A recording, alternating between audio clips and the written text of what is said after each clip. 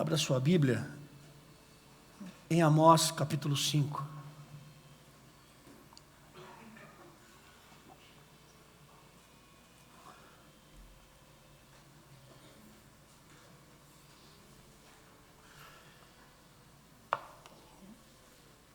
Amós capítulo 5.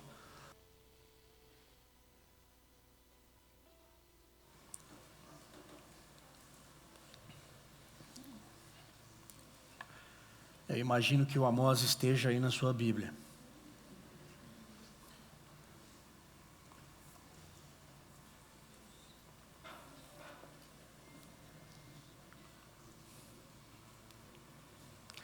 Para quem tem celular fica mais fácil, né?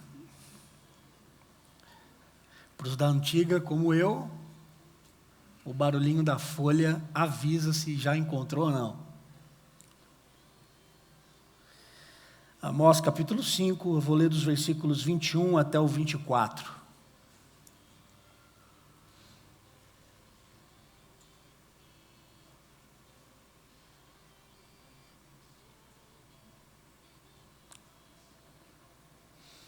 Aborreço, desprezo as vossas festas, e com as vossas assembleias solenes não tenho nenhum prazer.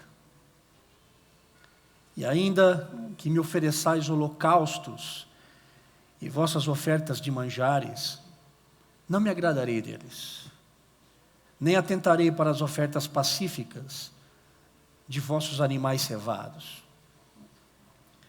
Afasta de mim o estrépito dos teus cânticos, porque não ouvirei as melodias das tuas liras. Antes, corra o juízo como as águas, e a justiça como o ribeiro perene. Nós estamos aqui, quando a gente lê esse texto, nós estamos diante de uma das expressões de amor e de uma das expressões da devoção do povo de Deus. A expressão de amor e de devoção do povo de Deus para com Deus chama-se culto. É o que a gente está fazendo aqui. Geralmente, quando nós vamos ao culto, tudo que a gente faz aqui é para Ele. Eu estava vendo aqui, enquanto o pessoal da música estava tocando e louvando a Deus, e a gente louvando a Deus, eu vi o Gustavo, né? O Gustavo entrou aqui, e parece que o Robson estava com um problema ali, no retorno, e para quem toca isso faz uma diferença tremenda. Eu não toco nada, mas eu imagino que deve fazer. E aí, enquanto estava todo mundo lá adorando a Deus, o Gustavo entrou lá para mexer, não sei no quê. Também não me interessa saber, porque só ele tem que saber, eu não preciso saber disso. Mas ele foi lá, fez o que teve que fazer, voltou. E eu fiquei pensando, o Gustavo estava cultuando a Deus ali? Porque a gente às vezes tem a ideia de que cultuar a Deus é quando a gente fecha os nossos olhos e a gente louva assim e tal, mas isso para mim o que ele fez é culto. É claro que eu não tenho como sondar o coração, nem dele e nem de ninguém aqui. Mas a palavra culto, no inglês, é a palavra traduzida para serviço. Por isso, para mim, o que o Gustavo fez aqui foi cultuar a Deus. Eu louvo a Deus pela sua vida, Gustavo. Louvo a Deus pela vida do Caco, que grava. Louvo a vida das pessoas que limpam. Eu louvo a Deus pela vida desse pessoal que vem para cá, todo o ministério de música que toca, todo domingo, ainda que tenham as escalas, esse pessoal chega aqui 4 horas da tarde, às vezes 5 horas da tarde no domingo, enquanto a gente está tomando um cafezinho da tarde, o pessoal está trabalhando aqui. Tem muita coisa que acontece para que isso aqui sirva como um culto a Deus. Tem muita gente servindo. Então, culto é serviço. Fundamentalmente e essencialmente, culto é serviço. Essa manifestação pública e corporativa da nossa fé e da nossa adoração. Isso mostra que culto não é algo a ser assistido. Tem muita gente que vem para cá e diz, eu vou assistir o culto. Não, então você não entendeu o que é culto. Tem muita gente que, nessa geração hoje high-tech, que prefere acessar a internet para ver uma mensagem e dizer, estou no culto, assisti o culto. Não, você não assistiu o culto, porque culto não se assiste. Culto, nós participamos juntos em serviço. E essa é uma pergunta boa até para a gente fazer, porque que tipo de serviço você tem feito na igreja? É uma pergunta boa que serve para um outro momento, não hoje. O culto é a gente oferecer a Deus os nossos talentos, as nossas habilidades, as nossas competências. Eu estava vendo o Paulo tocando com aquela bela camisa florida ali na bateria, um tanto quanto exótica. Mas eu ficava olhando para ele, porque eu gosto de bateria, né? E às vezes eu sempre estou aqui, eu sempre olho muito para o baterista, para ver se o baterista dá uma olhadinha para mim, porque eu estou acompanhando o cara ali, né? Nos braços e tal. O Paulo nem olhou para mim, eu não estava nem aqui, porque ele estava lá tão compenetrado. Mas ele estava adorando? Estava, mas ele estava servindo, prestando um serviço, oferecendo o melhor dele. Isso é cultuar a Deus. A gente não vem para assistir, a gente vem para servir, a gente vem para se relacionar, a gente vem para juntos como uma comunidade, como uma igreja, para servir a Deus e glorificar a Ele. Isso é culto. Há uma sensação meio tácita de que quando a gente vem para o culto servir a Deus, parece que Deus está aqui. Porque de que adianta também a gente falar, não, eu vou lá servir a Deus no culto, vou lá adorar o Senhor, e se Ele não estiver lá também, como é que faz? Não, então a gente vem para o culto porque a gente lê na palavra de Deus que quando 2 ou 3 estiverem reunidos em seu nome, Ele estaria. Então, se eu estou aqui servindo, tem 2 ou 3 aqui reunidos em nome de Jesus, tem mais de 3 aqui hoje, né, tem mais de 2, graças a Deus. Então, a gente está aqui, a gente tem a plena convicção de que Ele está aqui. Então, Deus está aqui com a gente, recebendo tudo o que a gente está fazendo. Amém? Amém? Ok. Agora, imagine você, pleno domingo, você sai da sua casa, pega a sua Bíblia, e você entra na igreja, e você ora, e você canta, e você oferta, você participa de tudo aquilo que o culto te oferece como princípios e como elementos de devoção. E quando termina o culto, você pega o cafezinho, você toma um cafezinho, conversa com 1, 2, 3, e quando você vai embora, entra no seu carro, aí Deus se manifesta de uma maneira sobrenatural, olha para você no carro e diz assim, e aí, tudo bem? Aí você responde para Deus, Deus, eu estava ali cultuando o Senhor agora, está tudo bem. Saí do culto, abençoado. E aí, Deus, o que você achou? Imagine Deus olhar para você e dizer mais ou menos o seguinte, olha, eu estou muito aborrecido com o culto que vocês prestaram a mim. Aliás, eu desprezei tudo o que vocês fizeram hoje. Seria bizarro. Mas é o que o texto está dizendo. O texto que a gente leu remonta para nós esse cenário. Um cenário de um culto onde Deus não está nele. E sabe o que é mais interessante? É que esse culto é diferente do culto lá de Apocalipse, quando o pessoal está reunido e fechou a porta e trancou Jesus, e trancou o Deus da igreja do lado de fora. E ele está do lado de fora batendo, ei, abre a porta, porque eu quero entrar. Se você abrir a porta, eu vou entrar e vou cear com vocês. No caso lá de Apocalipse, parece que Deus foi convidado a sair. Dá licença, Senhor, dá licença, porque agora a gente quer fazer um culto aqui do nosso jeito. Em Amós, não é essa situação. Deus não foi convidado a se retirar. Deus saiu, falou, não faço parte desse negócio. Eu estou fora disso, não tem nada a ver com o que vocês estão fazendo aí. E 2 verbos são muito fortes no texto,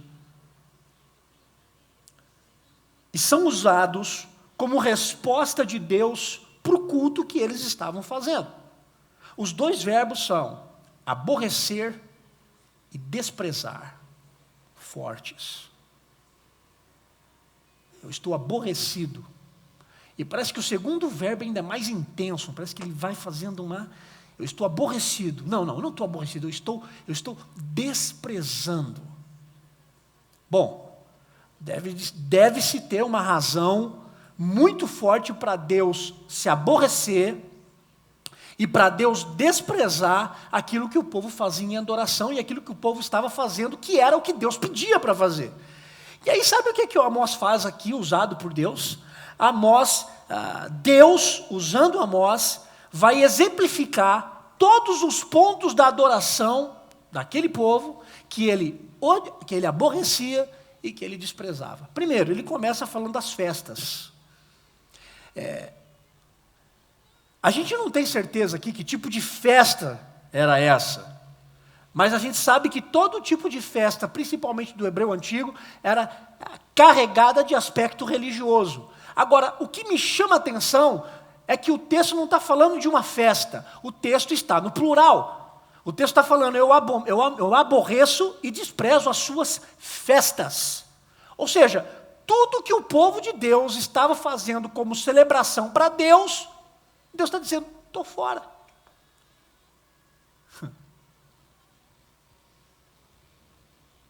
O povo estava festejando para Deus, mas estava festejando sozinho. Perdeu o sentido da celebração, perdeu o sentido da festa, porque o dono da festa não está lá, vai celebrar o quê? Então, enquanto eles festejavam, achando que Deus estava batendo palma e sorrindo junto com eles, Deus não estava ali. Pelo contrário, Deus despreza todas as festas. Segunda coisa que ele critica, que Deus diz, olha, eu aborreço e eu desprezo. As assembleias solenes, uau! A pompa dos nossos encontros. Ainda que as assembleias solenes, lá para o antigo judeu, também simbolizava e tinha uma certa ligação também com festa. O povo era muito festeiro. Mas a solenidade não passava de um trâmite religioso. Era só um trâmite religioso. E Deus está dizendo, olha, além das suas festas, essa pompa das assembleias solenes, que vocês se reúnem em meu nome, eu odeio. Eu desprezo o que vocês estão fazendo. Terceira coisa que Deus critica, as ofertas e sacrifícios. Que duro ouvir isso. Porque sabe o que significavam as ofertas e os sacrifícios? As ofertas e os sacrifícios nada mais eram do que uma representação da submissão e da entrega do povo de Deus a Deus. O povo entregava as suas ofertas porque estava dizendo assim, Deus, nós nos submetemos, Deus, nós nos entregamos a Ti, então nós estamos entregando aqui as ofertas que você está pedindo, está aqui, porque o Senhor é nosso Deus, a gente tem um elo, a gente tem uma história, a gente tem um pacto, está aqui a oferta. E o que é mais interessante nesse texto é que Amós, usado por Deus, vai dizer quais as ofertas que Deus está odiando, que Deus está, o verbo aqui, aborrecer, que Deus está se aborrecendo e desprezando.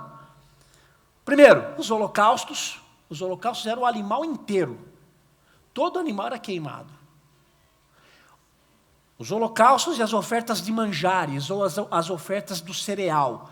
Essas duas ofertas eram ofertas exclusivamente oferecidas a Deus, e ninguém poderia desfrutar da oferta.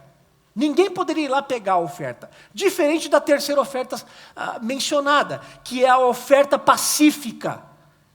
E a oferta pacífica é chamada também oferta da comunhão, porque sabe o que acontecia? As pessoas levavam as suas ofertas, a oferta pacífica, e eles poderiam comer juntos, se alegrando em Deus, era um momento de comunhão. Pensa, então o povo levava aquele boi farto, aquela picanha mesmo, na oferta da pacífica, né? Cada um chegava lá com quilos de picanha e vamos ofertar a Deus, e a gente oferta a Deus, mas a gente come. E Deus dizia, que maravilha, é isso que eu quero, vocês ofertam a mim, e vocês comem, e vocês vivem isso juntos, é isso.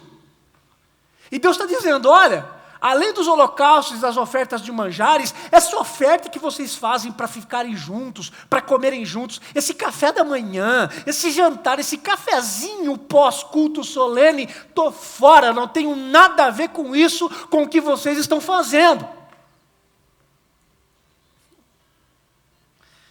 E o quarto ponto mencionado por Amós: os sons das suas canções.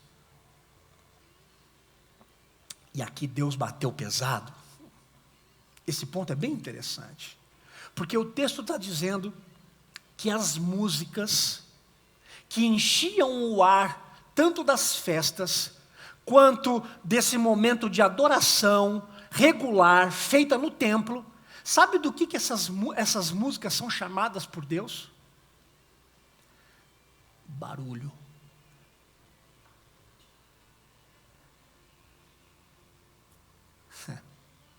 Enquanto o pessoal se preparava tecnicamente para oferecer a Deus o melhor, e faziam isso no templo e nas festas, Deus olha para tudo aquilo e diz assim: isso para mim não passa de barulho, não estou ouvindo nada. Aliás, Deus diz assim para eles: olha, afasta de mim isso. E o verbo aqui, afastar, indica uma certa urgência para parar com o barulho, porque está causando transtorno no ouvido de Deus. E é interessante, né? Porque aqui a gente pode até estar afinadinho para cantar. A gente pode até dar um melhor tecnicamente na nossa adoração. Nós podemos, enquanto igreja, cantarmos harmoniosamente juntos. O Diego vai cantando e vai conduzindo a igreja, e a gente vai cantando junto com ele, faz uma voz, a segunda voz, terceira voz, quarta voz, faz infinitas vozes, um coro de adoração. Mas isso ao ouvido de Deus pode ser barulho.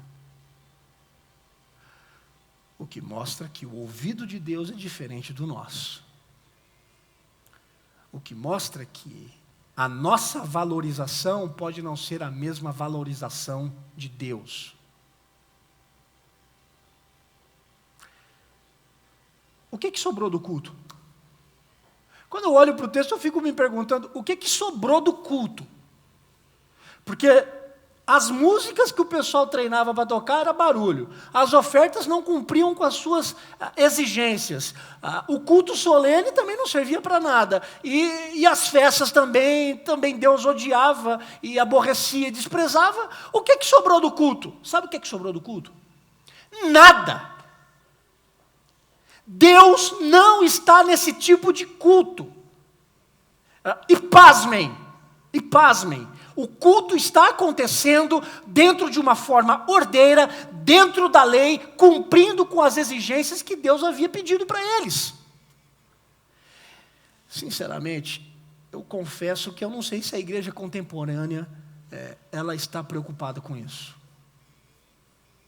Eu sinceramente eu não sei.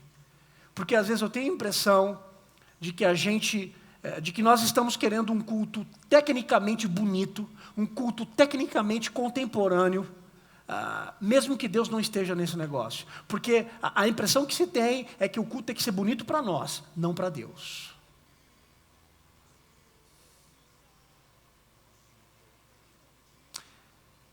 Quando Deus olha para o culto, no texto aqui em Amós, e ele rejeita aquilo que é o emblema da adoração e de oferta, a pergunta é: beleza, Deus, isso aqui o que a gente está fazendo é porque o Senhor pediu para a gente fazer nesse trâmite, a gente está fazendo, o Senhor está dizendo que se aborrece e despreza. Então, o que é que o Senhor quer? Porque já que Deus está rejeitando tudo, o que Ele quer então? E a resposta está em duas coisas. Duas coisas que Deus espera do seu povo. Isso não significa que essas duas coisas iriam abolir o culto. Não, muito pelo contrário. Essas duas coisas eram basilares para que o culto pudesse acontecer. Veja, não é que o culto acontecesse, é para que o culto fosse aceito. O que é que Deus quer? No versículo 24, ele vai dizer o que ele quer. Antes, ou seja, antes de tudo isso, antes dessas festas, antes do culto solene, antes das ofertas e antes até mesmo dos cânticos, antes disso tudo, corra o juízo como as águas e a justiça como o ribeiro perene. Ele só quer duas coisas: juízo e justiça. Juízo e justiça, ambas se relacionam intimamente com o culto. O que precisa ficar claro é que o termo juízo aqui significa retidão. E a retidão aplicada no texto se relaciona com coerência. A retidão é ser coerente. Bom, e aí é aquele velho problema de postura que a gente encontra desde muito tempo, quando o culto solene acaba e a gente volta a viver para as nossas casas, a gente volta para a semana e a gente volta para a nossa casa como se o culto que a gente participou não tivesse efeito nenhum na minha vida. É essa dicotomia em levantar as mãos no meio do culto, mas escondê-las no meio da semana. Essa postura hipócrita e mentirosa de se portar como um cristão no culto, mas se tornar como um ateu durante a semana. Isso é juízo. Isso é retidão. Retidão é ser coerente com o que você está fazendo agora. E a retidão não para aqui. A retidão, ela continua. Segunda, terça, quarta, quinta, sexta, sábado, domingo, segunda, terça, quarta, enquanto houver vida. E sobre isso, assim, a gente está cansado de ouvir. A gente está cansado de ouvir. Talvez nos falte mesmo um avivamento para que as nossas posturas carnais sejam transformadas em posturas espirituais. E o texto fala um pouco sobre isso também. A primeira coisa que Deus quer é retidão, é coerência. A primeira coisa é retidão e coerência. A segunda coisa que Ele quer é justiça. E essa palavra justiça não está relacionada com as coisas que acontecem dentro do templo, dentro da igreja. A palavra justiça aqui aplica-se a tudo que acontece fora da igreja, a tudo que está acontecendo lá na cidade, ao que está acontecendo no mundo. Justiça não é dentro da igreja, é lá fora. Eu teria aqui pelo menos 3 tipos de abordagens para fazer hoje. Eu poderia relacionar a retidão com esse culto desprezado. Segunda opção, eu poderia relacionar retidão e justiça com o culto desprezado. E por fim, eu poderia relacionar a justiça com o culto desprezado. A gente tem aqui 3 mensagens. Cada domingo aí podia ser um tipo de mensagem focada nesses 3 pontos. Hoje, eu gostaria de falar sobre algo que talvez nós estejamos nos esquecendo. E a gente está levando o nosso culto de um jeito que, por tantas vezes, esse assunto tem sido descartado da agenda e do pensamento da igreja. Hoje, eu quero pensar sobre justiça.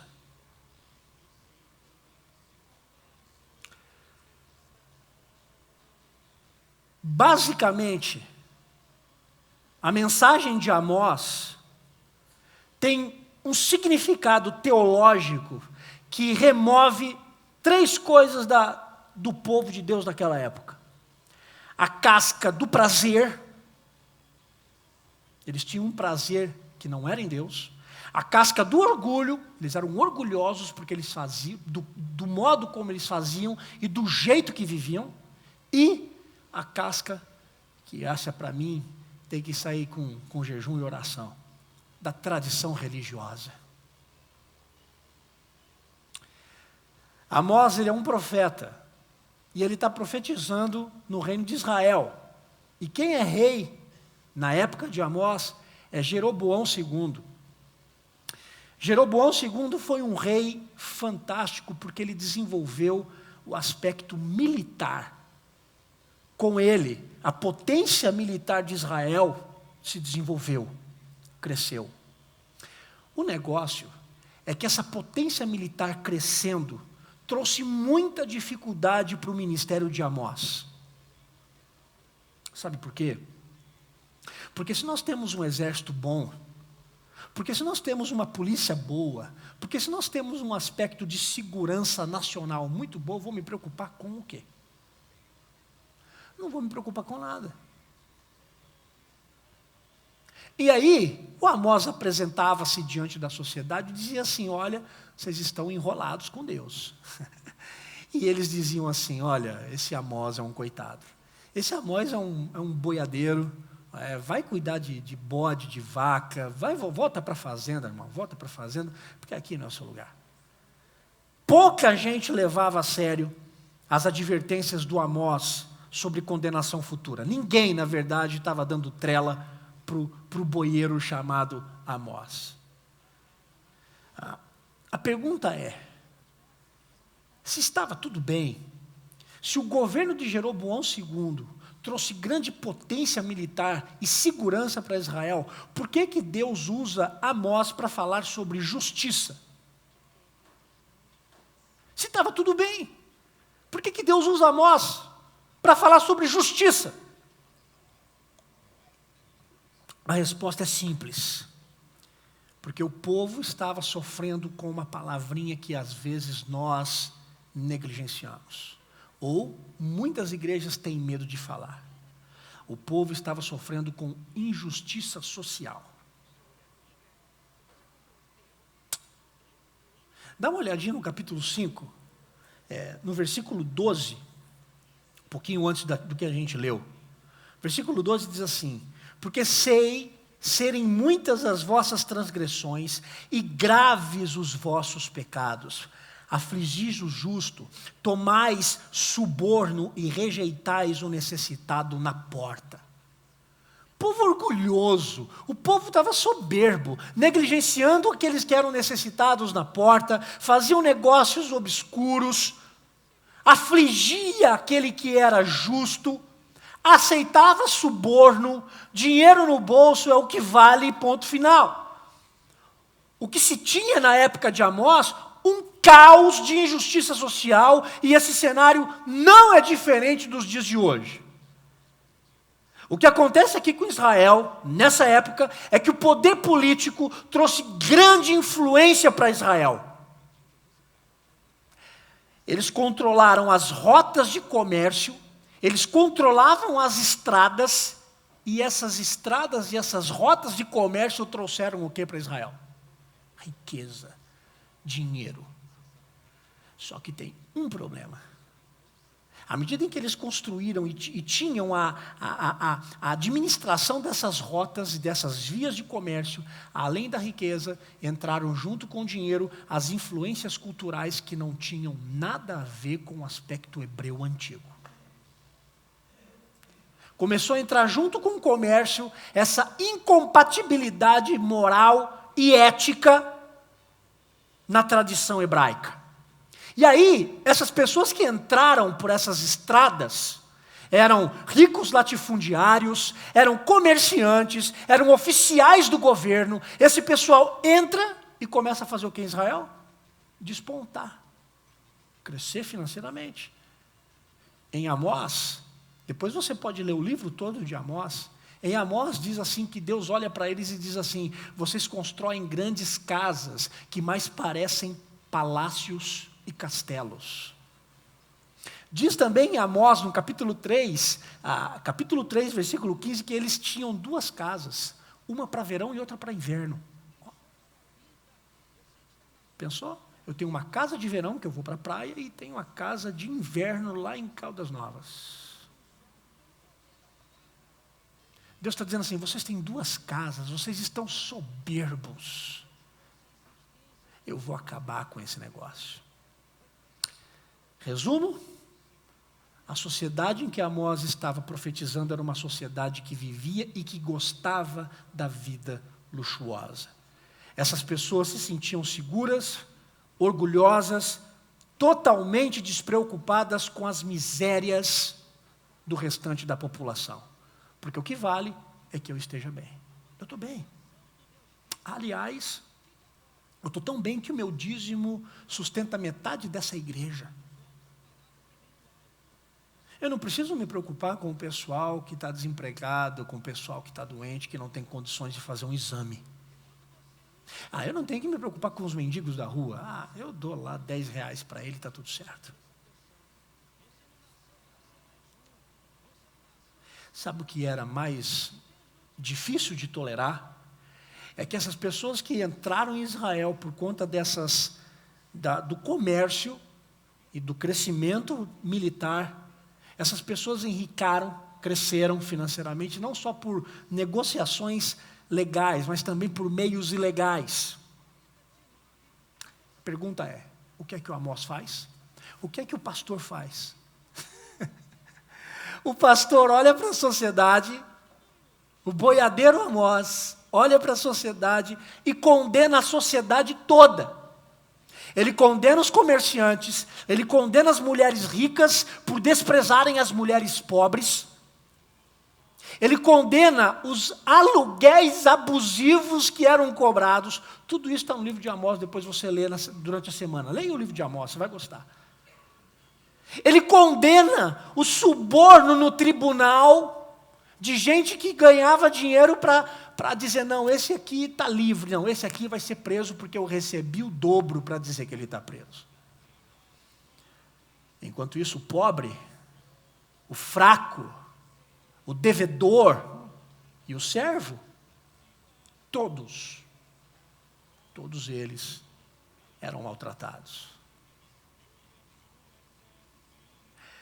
As condições sociais da época eram precárias devido ao pecado da ganância, tão diferente de nós hoje. Eu quero ter mais. E se para ter mais, eu vou passar por cima das pessoas, eu vou fazer. Amós então se levanta como pastor, como profeta, e se opõe a esse mal social. E quando ele fala, ele pregava humilhação, e se não houvesse arrependimento, eles seriam cativos, porque eles estavam ignorando os padrões divinos de justiça e de relação social que deveria acontecer dentro de uma cidade, ou dentro de uma sociedade. O que Amós faz? Amós faz ouvir em alto e bom som o retrato de uma sociedade injusta. E mais do que isso, e eu acho que aí é que reside o caráter revolucionário desse profeta. Ele teve a coragem, não apenas de apontar o dedo para a sociedade e dizer que eles estavam vivendo errados, mas ele teve a coragem de dizer qual era o caminho que a sociedade deveria tomar para superar a injustiça social.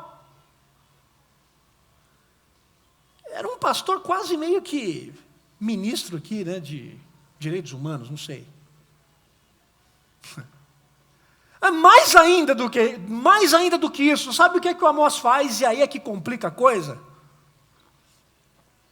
Ele teve coragem para se manifestar diante da sociedade, e mais, ele teve coragem de olhar nos olhos do povo de Deus e dizer assim para eles, vocês têm tudo a ver com isso. Já parou para pensar que talvez o problema da injustiça social em Brasília esteja ligado a nós enquanto igreja? Parou para pensar sobre isso? Não, né? E se pensou rápido.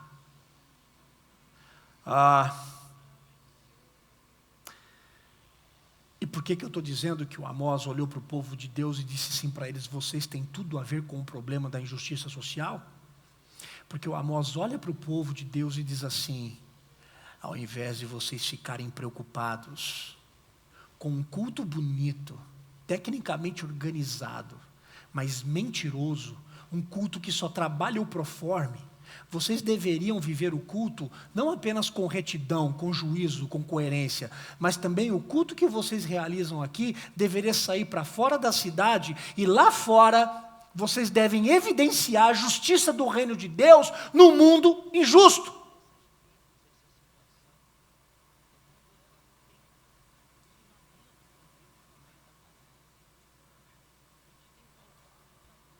O culto que nós celebramos aqui deve evidenciar lá fora a justiça de Deus no mundo injusto. E o grande desafio nosso é que nós, enquanto igreja brasileira, nós precisamos atuar com voz profética da mesma maneira. Nós precisamos ter voz profética quando nós encontrarmos as crianças do nosso país abandonadas.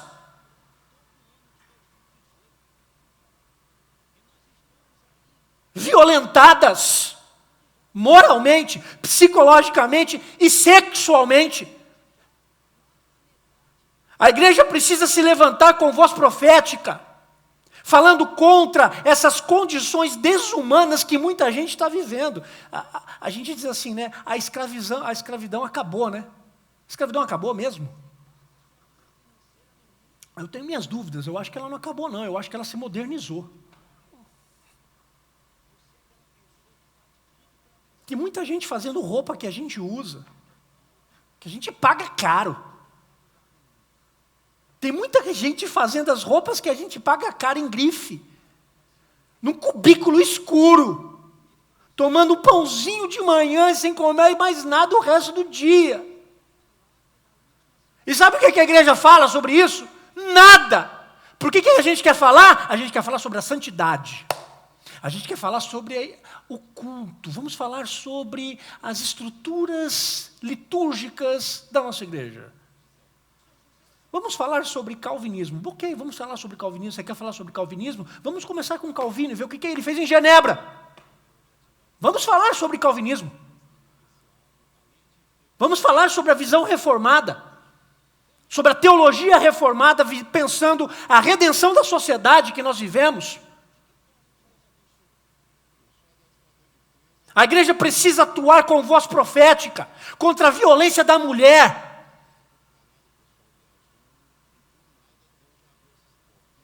Eu não estou falando de violência da mulher apenas fora, não. É violência da mulher até dentro do contexto eclesiástico.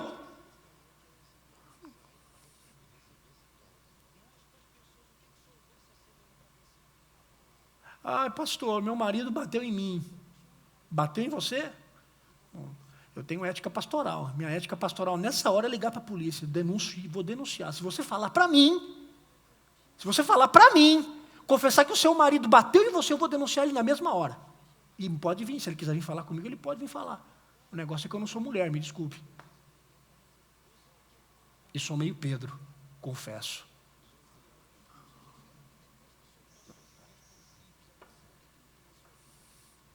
A igreja precisa se levantar contra todo tipo de necessidade das pessoas e da sociedade. Nessa sociedade individualista, quem tem que levantar o cajado, quem tem que levantar a bandeira para proteger as crianças, para proteger os idosos. No metrô, as mulheres no metrô, as pessoas com necessidades especiais, a viúva, o violentado. Quem tem que levantar o cajado é a igreja. O problema é que a gente empurra esse cajado para a sociedade, para o Estado, para o governo.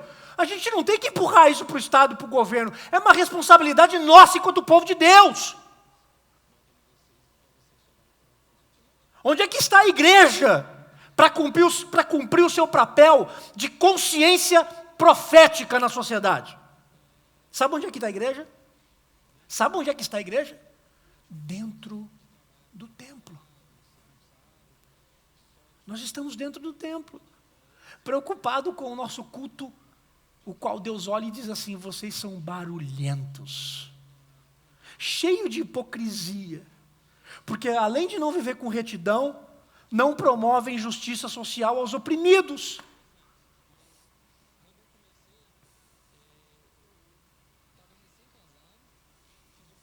De alguma forma, A igreja precisa ocupar esse papel de construtora da cidadania. Esse é um papel nosso. E talvez a gente esteja falhando, porque a maioria de nós, enquanto igreja, agora eu vou falar até como pastor, como líder, a gente prepara pessoas da igreja para ocuparem os bancos da igreja. Por que a gente não prepara as pessoas para ocuparem as cadeiras da sociedade? Quer ser professor? Vamos investir na sua vida. Por que a igreja só investe naquele que vai para o seminário? Por que a igreja só paga para o seminarista que quer ser pastor? Por que a igreja não investe em quem quer ser professor? Quer ser professor de química? Vamos investir na sua vida. Quer ser engenheiro? Vamos investir na sua vida. Quer ser professora? Vamos investir na sua vida. Por que a igreja não faz isso? Sabe por quê? Porque a gente não sabe investir na vida das pessoas pensando no mundo e na sociedade. A gente pensa onde? No templo.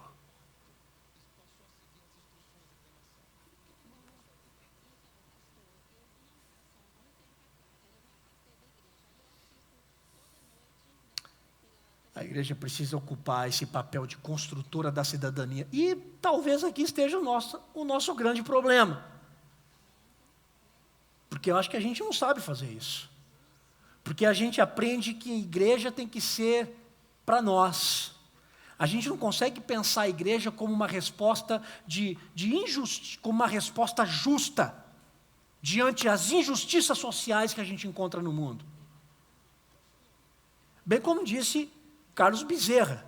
Carlos Bezerra diz o seguinte, que a gente precisa de uma fé menos pop e mais real. E eu concordo com ele. A maioria das vezes a nossa fé é muito pop, muito estrela, nada real. Porque a gente não toca naquilo que é real, que está lá fora. A gente vive uma utopia aqui dentro. Porque a gente tem boa música, a gente tem ar-condicionado, a gente tem luzinhas, a gente tem ministérios, a gente tem bandas, nós temos bandas, temos bancos. Vamos viver a nossa fé pop, enquanto o real está lá agora, enterrando gente, jovem afundando nos vícios, morrendo, e a gente celebrando. E Deus olha para nós e diz assim, tem uma coisa para falar sobre esse culto de vocês. Porque se entra alguém necessitado aqui, a gente já logo cola nele, na pessoa, né? Entrar um pouquinho fedido demais, a gente já olha meio assim. Com uma roupa meio rasgada, a gente já dá uns 10 palmos de distância do banco da pessoa. E já chama o diácono.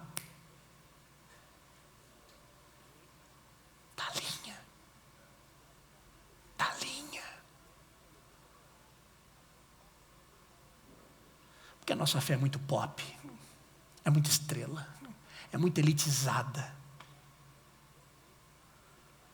John Stott disse que a experiência radical de amor ao próximo é a gente acreditar que todo ser humano precisa ser tratado com dignidade e respeito. Todo ser humano. Essa é a maior experiência de amor, é a experiência radical de amor.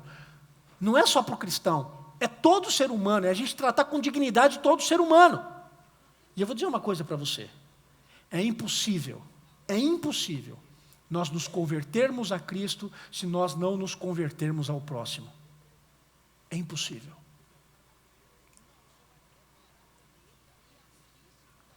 Se você se diz cristão, mas você não se converte à dor do seu próximo, então você não entendeu nada sobre o cristianismo. Talvez nós temos dificuldade em se engajar com a justiça no mundo, porque nos falta justiça dentro da nossa própria casa. E quando eu falo casa, eu estou falando do templo. A gente tem dificuldade de lidar com justiça fora, de fazer justiça social fora, porque a gente tem dificuldade com a justiça social dentro da igreja. Nós estamos distantes uns dos outros. Pouco me interessa o que está acontecendo na vida do irmão da igreja. E se pouco me interessa o que está acontecendo na vida do irmão da igreja que está necessitado, imagine aquele que eu nem conheço que está na rua.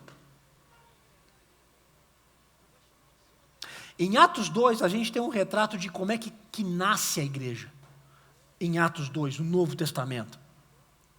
Sabe qual é o contexto onde a igreja começa a se desenvolver em Atos 2? Perseguição, violência e angústia, porque a igreja está sendo perseguida e oprimida. E sabe como é que eles viviam? Você sabe o texto? O texto diz, eles se amavam. Eles não buscavam seus próprios interesses. Eles repartiam o pão e o bem. Eles não deixavam ninguém para trás. E eles faziam de tudo não apenas para participar, mas também para diminuir o sofrimento do outro. Eu não vou perguntar quem aqui está sofrendo, porque eu acredito que em níveis diferentes, todo mundo tem a sua dor. E enquanto houver vida, ela vai sempre bater a porta. A boa notícia é que Jesus disse, tem de bom ânimo porque eu venci o mundo. Em tempos de injustiça social, a igreja precisa assumir a sua vocação profética e denunciar os atentados contra toda a dignidade humana.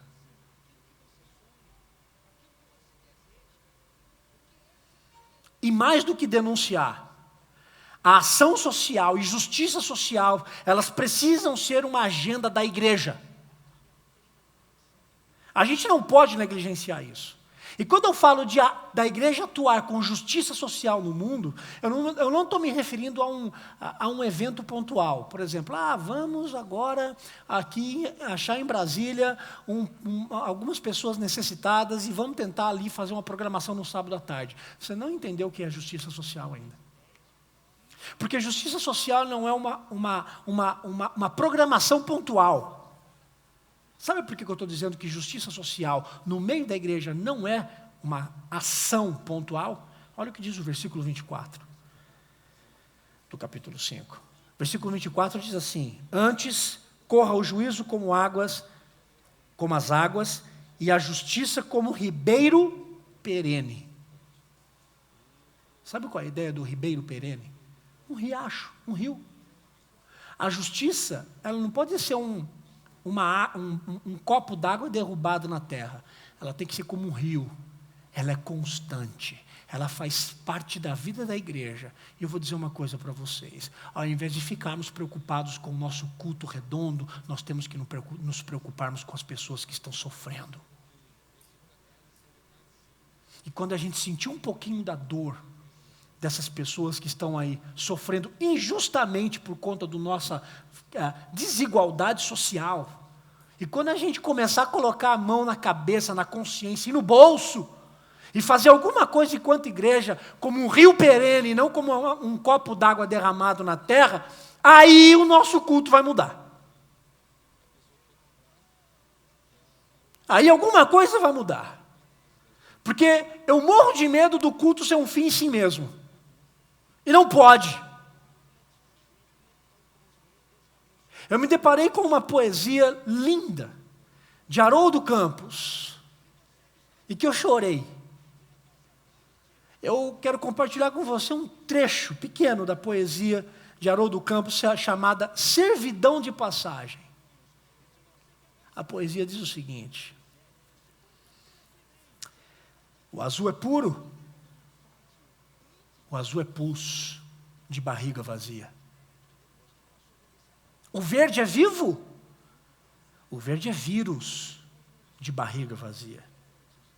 O amarelo é belo, o amarelo é bile de barriga vazia. O vermelho é fúcsia, o vermelho é fúria de barriga vazia. A poesia é pura, a poesia é para de barriga vazia.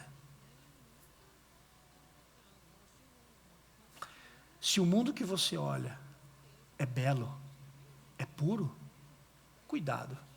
Porque o mesmo mundo que você olha, pode não ser que você está olhando, outros estão olhando para o mesmo mundo, e esse mundo que eles estão olhando não é belo, é terrível, Sabe por quê? Porque enquanto você vê um mundo de barriga cheia, o outro vê o mesmo mundo que você de barriga vazia. E o amarelo para você, que é a esperança, para o outro de barriga vazia, pode ser dor.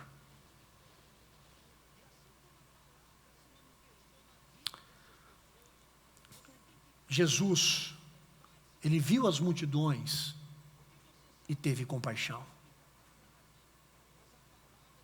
Jesus teve compaixão delas, porque ele olhou para as multidões e ele as viu como ovelhas que não tinham pastor. E isso muda um pouco a forma como nós vamos e devemos lidar com a multidão. Durante muito tempo, lendo as Escrituras, eu dizia assim, a preocupação de Jesus era com os discípulos, mas isso não significa que ele tinha rejeitado a multidão, ele olhava para ela e ele via dor na multidão. Em uma determinada ocasião, Jesus olha para os discípulos e diz assim, deem vocês de comer. Deem vocês de comer a eles. A essa multidão, vão, ofereçam alguma coisa a eles. Quando eu olho a vida de Jesus, eu vejo que ele parou para atender mulheres. Eu vejo que ele parou para atender as crianças. Eu vejo que ele parou para tocar em leproso. Eu vejo que ele se compadeceu e caminhou e fez milagres em cortejos fúnebres. Por quê? Porque Jesus sentia a dor da multidão, uma multidão que não tinha pastor.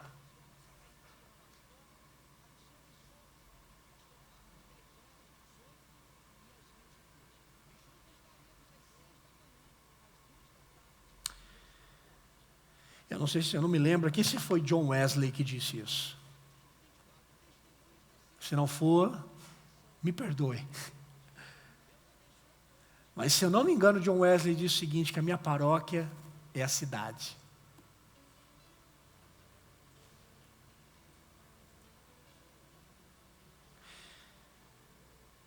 A minha oração é para que essa semana, se você andando no Guará, onde nós estamos inseridos enquanto comunidade, se você se você vir alguma injustiça social, que você se levante e diga assim, aqui no Guará não. E a gente não precisa pedir da administração, a gente não precisa pedir dinheiro para Estado, para ninguém. A gente vai e faz.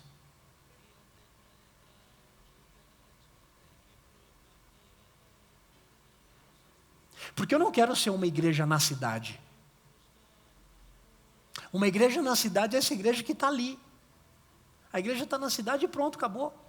Eu não quero que a igreja presbiteriana do Guará seja uma igreja na cidade. Eu quero que a igreja presbiteriana do Guará seja uma igreja para a cidade e com a cidade. Uma igreja para a cidade é uma igreja que se oferece para a cidade. E mais do que isso, uma igreja com a cidade é uma igreja que funciona junto com a cidade. Imagine o sonho. Imagine a administração do Guará querendo fazer um fórum sobre injustiça social, sobre a problemática da violência ou de qualquer outro tema que tem afligido a nossa sociedade, e a administração do Guará dizia assim, eu não posso fazer isso sem deixar de envolver a igreja presbiteriana do Guará.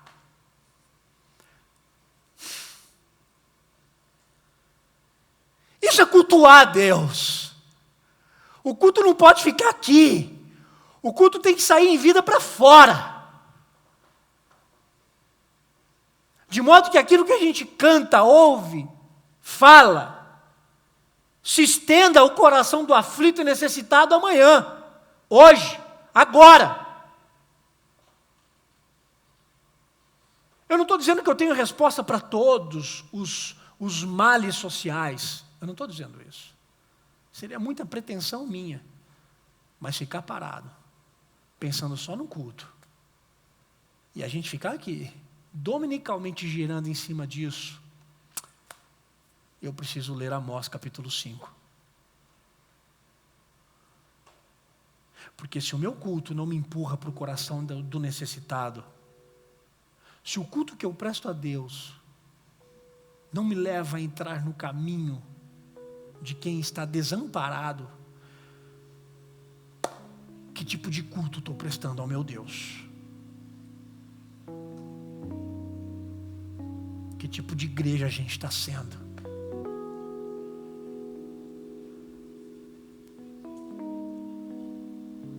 Eu oro para que nós possamos assumir essa responsabilidade de sermos voz profética no meio de uma crise de injustiça social que nós vivemos, e que a Igreja Presbiteriana do Guará seja referencial, e que nós possamos começar a aprender hoje isso,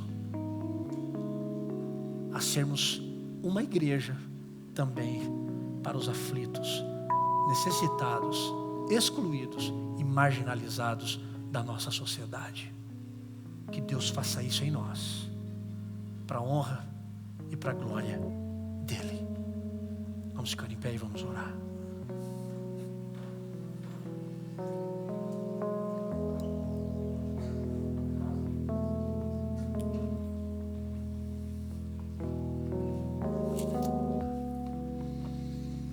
Senhor, a minha oração é que o Senhor use desta igreja com voz profética em Brasília, no mundo, que nós somos tão pequenos, mas Amós também era.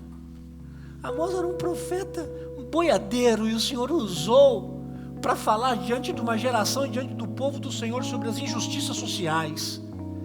Eu peço que o Senhor use essa pequena igreja, não para ser grande, mas para tornar o Evangelho do Senhor grande.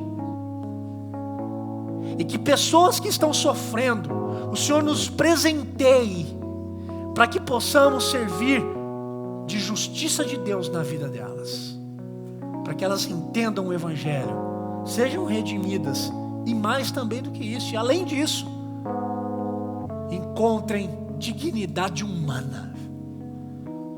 Faz a gente se preocupar com isso, Pai. Tira-nos dessa cegueira de ficarmos exclusivamente preocupados com uma igreja que está voltada só para ela. Não, Senhor. Abre os nossos olhos para que possamos nos tornar uma igreja parceira com o governo. E se eles não fizerem, que nós façamos.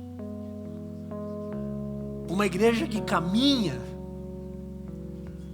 crendo na redenção e na restauração da nossa sociedade, porque nós sabemos em quem temos crido.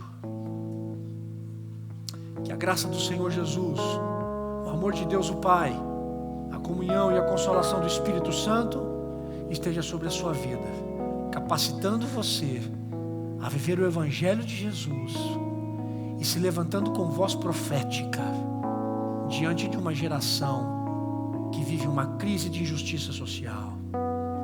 Vivam hoje para a glória do Senhor, hoje e sempre. Amém.